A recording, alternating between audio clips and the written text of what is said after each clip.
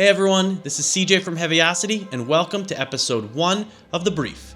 The Brief is a video series about storytelling through cinematic music, and in it we task two composers with scoring the same short piece of footage. Because how and why and what you do to score a scene can completely change how the scene feels and the story that it tells.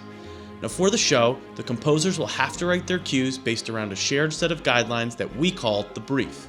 And for each episode, the brief will have 3 elements. One for story, one for tone, and one director's request, which is like our wild card. All right, let's get right into it. Here's episode 1 of The Brief.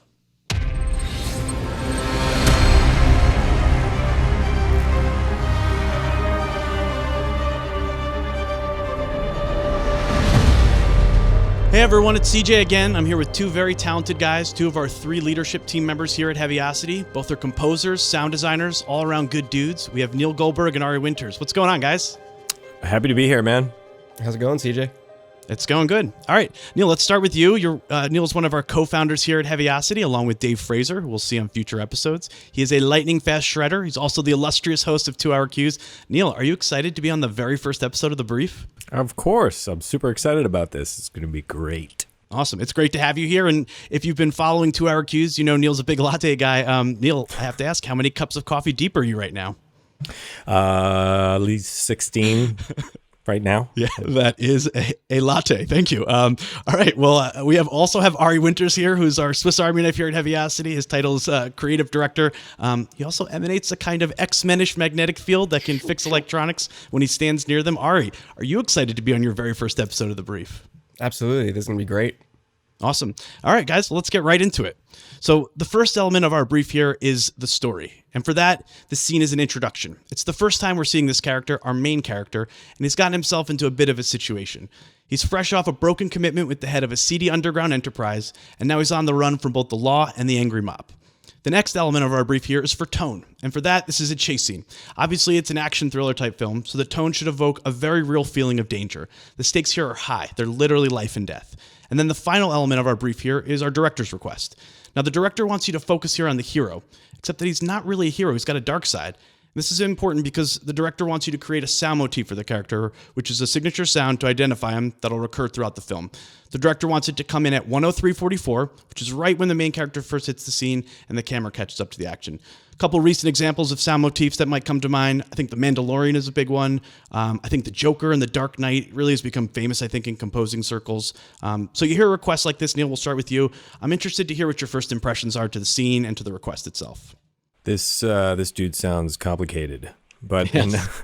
in all seriousness, watching it, it's it's like this excitement feeling, like with the motorcycle weaving through, and I'm just thinking, oh wow, what could work for that? But then there's the complexity of this darker element of the character himself. So these are the things that are just kind of running through my head right now, and thinking, oh, what could I do? I usually like to play, in front of my rig and just kind of experiment with sounds to start to get a sense of things. That's just how my brain works. Awesome. And with that kind of experimentation, you're being requested by the director to create a sound motif. So, and it's going to play an integral role in the film. It's for the main character and it's going to recur. Do you build that out first as you're experimenting with sounds? Do you compose the rest of the scene? How does that usually work with your approach? That's the most fun thing for me, is trying to come up with like the cool, theme, if it's a hero theme or this sinister theme or whatever it is. It can be sound design, a few notes, the 2 together. But if I'm not like feeling that out of the gate, in this case where you have like a lot of heavy action, I may focus on that, pacing, instrumentation, and then maybe come back to the character's theme and see, oh, am I feeling that? How can that weave into, the action that's happening on screen? That sounds awesome. Okay. And what about you, Ari? What are your first reactions here to the scene and to the brief? This guy's very much the like anti-hero, right? He has a moral compass, but maybe that moral compass is self-serving instead of serving others. So he might be trying to do good or just trying to do things for himself, and turns out that he's actually doing good unintentionally. And the opening sequence is very much a great kind of analog for who this character is, right? This swoop up the building and then back down into the tunnel, into action. It really builds that unease that maybe is going on inside of his mind. And is there like a go-to instrumentation that might come to mind initially for that kind of unease or that kind of contrast? That's a really good question. Maybe it's a good opportunity to build that disconnect that's occurring with the orchestration of it, that there's, maybe organic sounds mixed in with the synthetic sounds. And maybe you go even a step further, and as you're going up, there's some dives going down, and then as you're coming back down, you get some rises going up to really build this kind of sense of vertigo. Awesome. I can't wait to hear that sense of vertigo. I feel like you've already described it. I can hear it in my head a little bit. That sounds awesome. Okay, Neil, Ari, you guys have seen the scene. You've got the brief. To recap really quick, for story, we have an anti-hero chase scene. For tone, we have danger, action. It's high energy. And for the director's request, you're going to create a sound motif for this main character. All right, guys, we're really excited to hear what you guys come up with. The next time we see you guys, you'll be telling us about your cue. Let's get right to the work.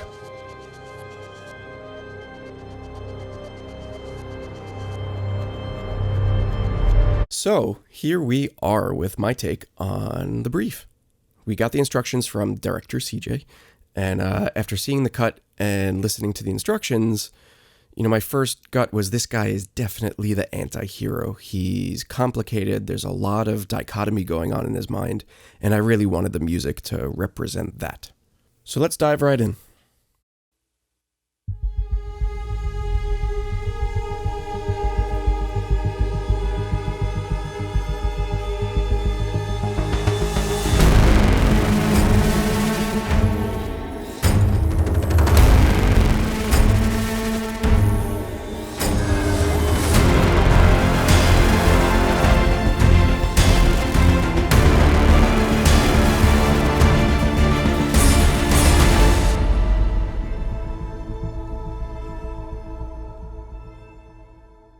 I got started first by just kind of slating out the track, finding a good tempo, putting a couple of markers here and there where I thought hits could occur, including the one that was requested by the director for the mnemonic. And then right after that, I just dove right in with the first scene because I needed something on paper. I needed to have something in the session in front of me. Otherwise, I'd be staring into the abyss and have nothing for hours and just get lost in it. And I knew that I wanted to do the inverse of the up and down sequence with the building. So have a synth dive as we're going up and then have the pitch kind of rise as we're coming down into the tunnel to build this kind of sense of vertigo and unease. So I put together a couple of synth pads and some string textures playing to kind of build that sense of unease. Let's take a quick listen to what that sounds like.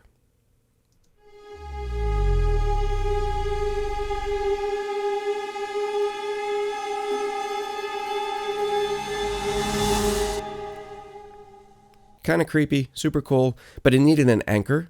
And I wasn't quite sure what it was that I wanted, but I knew I needed something organic. And I started humming it and just plopped a mic down in front of me and actually sang the part. So it's basically a minor third up, so it's rising. It feels sad-ish, kind of creepy. The pitch isn't great because I'm not a singer, but that's okay. I just put a ton of reverb on it, put some effects on it, and it sounded like this.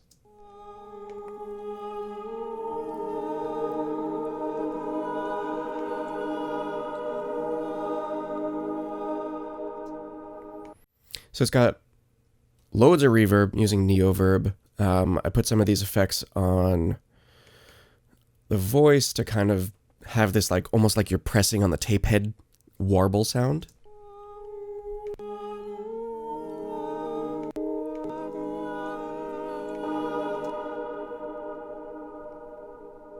Super uneasy sounding.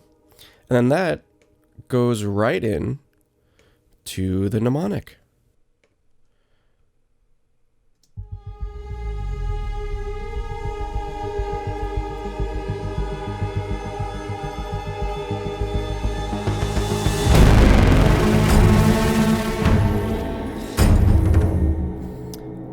And that's pretty much it. It's that, again, sticking with that same kind of bend up, bend down, unease, opposite direction movement. The mnemonic is literally just a synth band going, and with a hit at the start going. So I started with just the synth sound.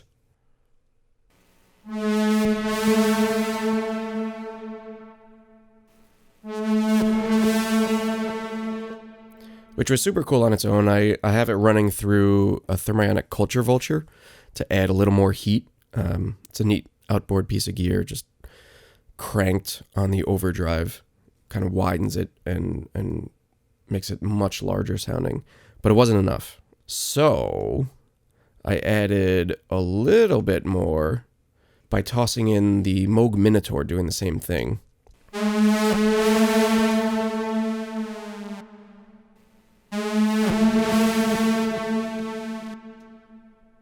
Bigger, more chorusy. Wasn't too concerned about the pitch because I knew that I was going to really, really mess that sound up.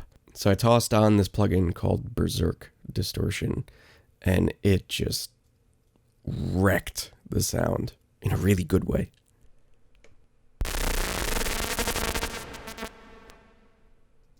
Just nasty sounding. But it worked. And then I used my synthesizer.com rig behind me and my Eurorack rig to have the big hit dive at the start of the mnemonic.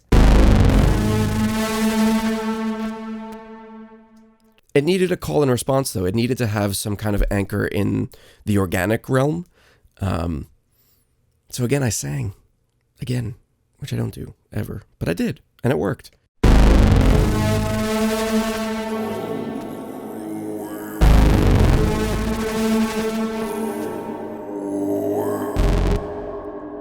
You know, it's almost got this like Australian outback walkabout vibe that you're, wandering through the desert, finding some kind of inner direction. Hopefully this guy is doing exactly that. He's trying to find his control again and get his kind of moral compass back.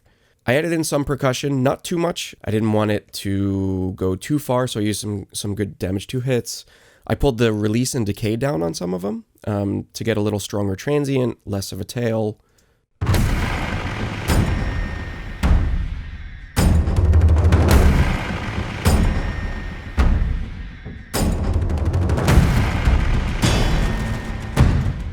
As we get further in the piece, I needed to bring in a kind of like anthem, right? A heroic sense to this guy, because he is the anti-hero at the end of the day. He's essentially the good guy-ish, maybe. Who knows? ? But I wanted to make sure that the mnemonic worked with that kind of heroic vibe and whatever that chord progression was. So I just cracked open a piano, just looped this section here, and played it over and over until I got the chord progression that I liked.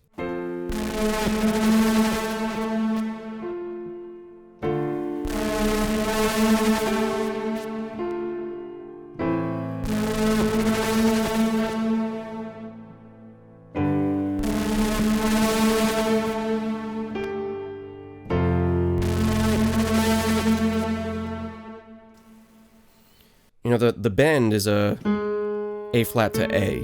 So we're actually from the start of the piece to the end of the piece, we're modulating up a half a step only, which is super awkward and uneasy to begin with. But I go from F major to D minor to A minor. And the bend being A flat to A, you're actually on the F, you're getting the minor third and major third at the same time, which is this cool kind of jazz chord-ish. And then the next chord, the D minor, you're actually getting the tritone. And that's the interval, the tritone. That's the one that's the most uneasy, the furthest away from any other sense of resolve. And then it does resolve on A minor with the leading tone in. And I just translated that to some orchestral elements. Actually, I will go ahead and solo those. Let's get rid of the synths.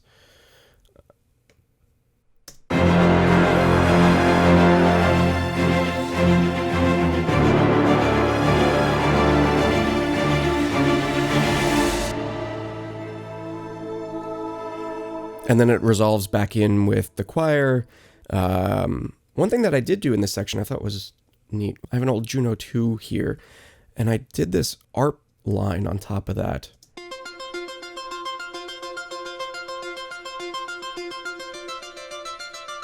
Which, a little kind of synthwavey, Guy's on a motorcycle. It's a red motorcycle. He's wearing a helmet. Maybe he's into tech. But I added a pretty wide pan that's pretty spastic, if you can see here.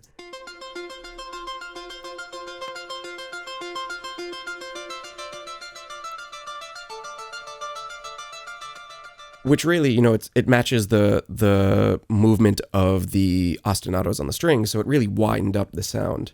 And then the percussion picks up. There's some synth bass parts going on just to keep the momentum going.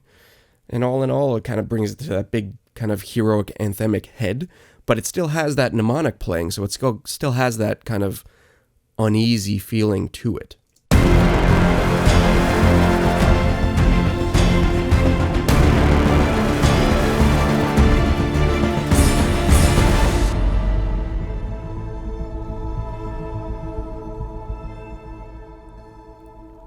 And that's it.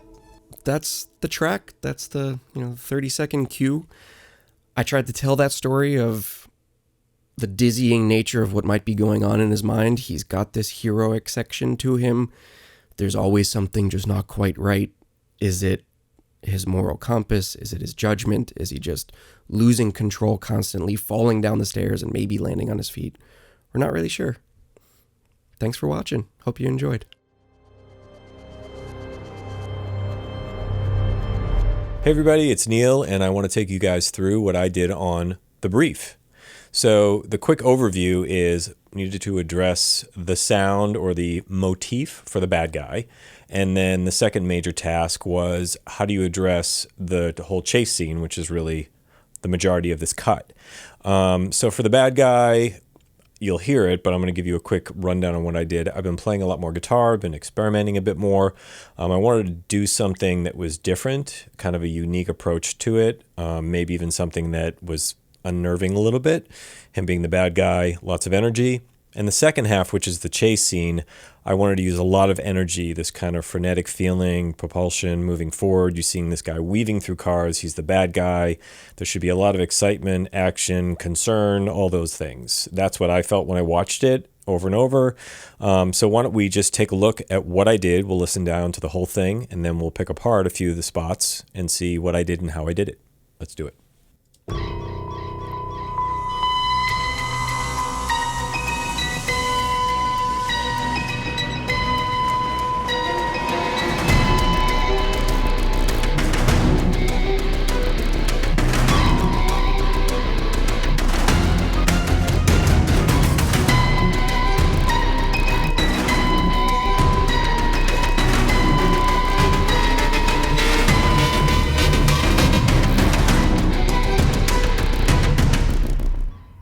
All right, why don't we take a look at the beginning and the guitar motif.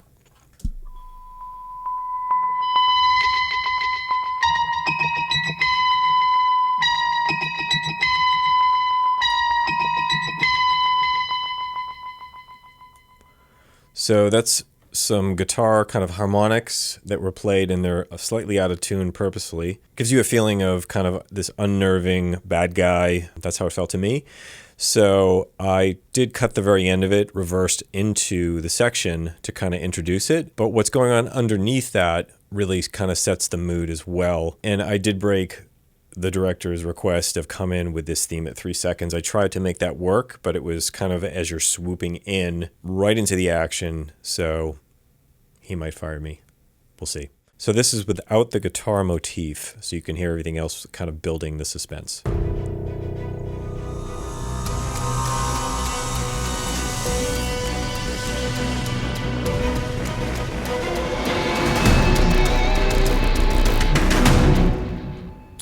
Right, so there's a lot going on here. We've got like short strings, marcato or spiccato strings, building and building. Big booms from Damage 2, Damage 2 that is.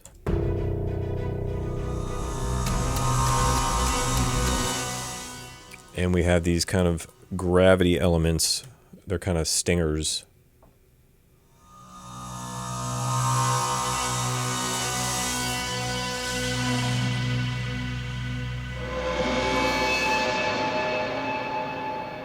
And I felt those worked well as kind of soupy elements in there. following you down the side of the building when the camera swivels, and then as you kind of come into the tunnel or the underpass. So let's pick it up when the action begins at bar 7.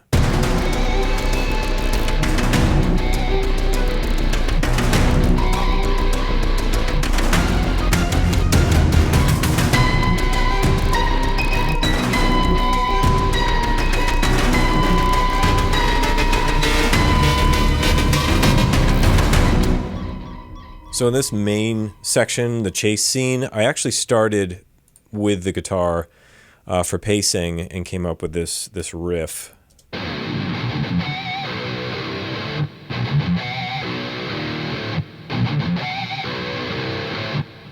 And now with the motif.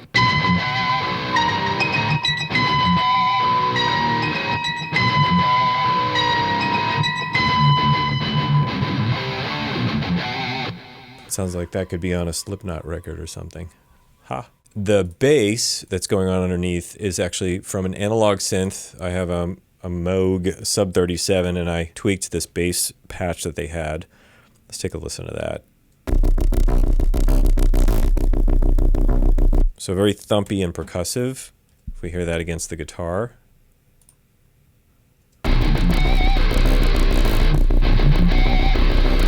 And the strings.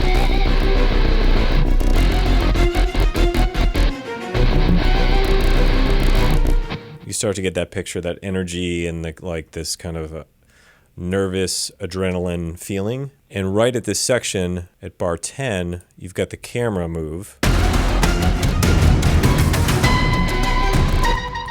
So I chose to kind of score that with a feeling of it slowing down a bit by going into triplets from blah, blah, blah. So let's listen from there on and see what other elements are going on.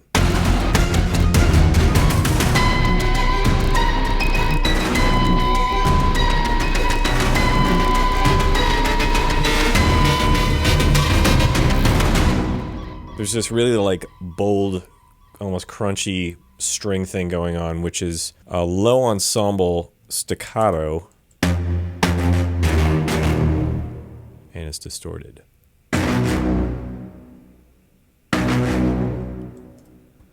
So against the guitars,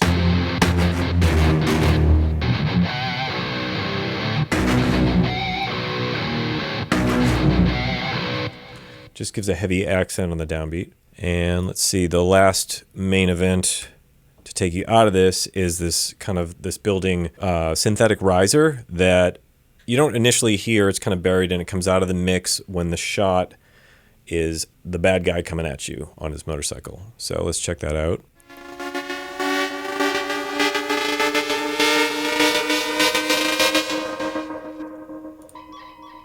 Now in context.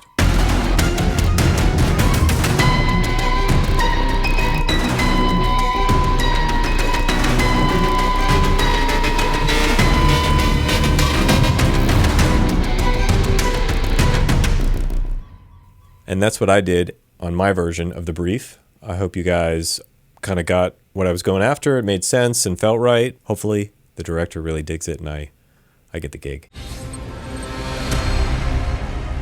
All right, everyone, we're back here with Neil and Ari. So though we've seen the work you guys have done, you guys haven't seen each other's cues yet. And I don't want to spoil them, but it's really cool how different they came out. I feel like Neil really focused in on the situation the character was in, and Ari focused a little bit more in on who the character is. So I'm really excited for you guys to hear each other's cues. We'll start with you, Neil. Are you ready to watch Ari's cue for the first time? I am ready. Excited, nervous, and ready. And ready. All right, let's roll it. Eerie. That's neat. Really cool. Whoa. Sick distortion. This guy's a badass.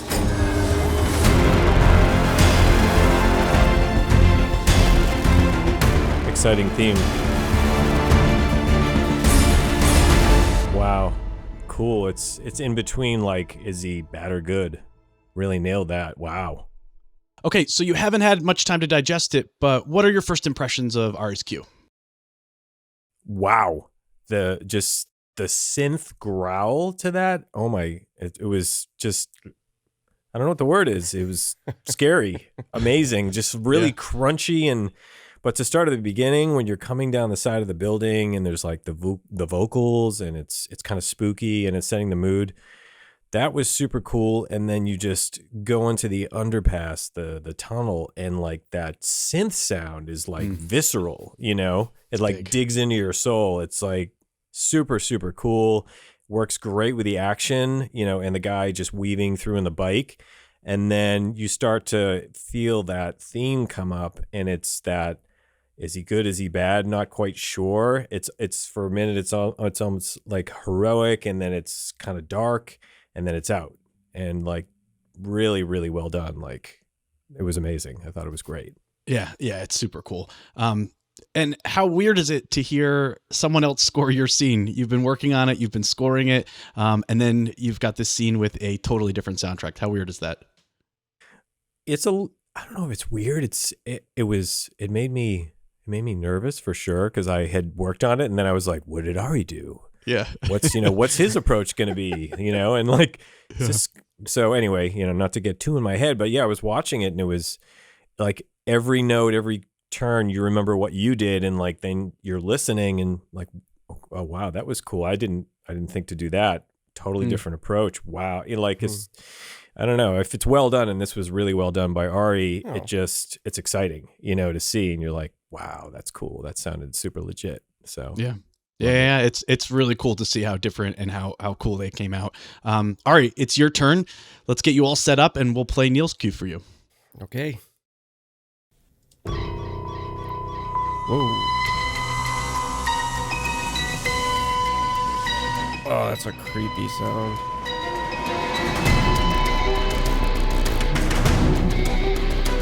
Oh, those guitars are wicked.